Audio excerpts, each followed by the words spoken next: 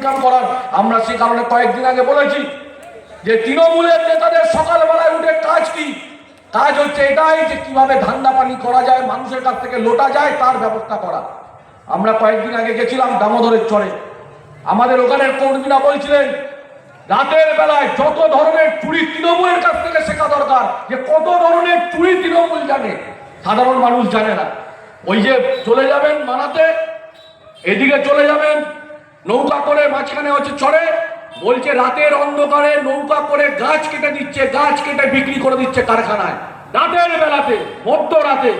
কি অবস্থা তৃণমূলের চিন্তা করুন। আর পুলিশ পাহারা দিচ্ছে, যে কারখানাগুলো বন্ধ, মাল চুরি হচ্ছে, তৃণমূলের নেতাকে জেলে নিয়ে যাওয়া হচ্ছে।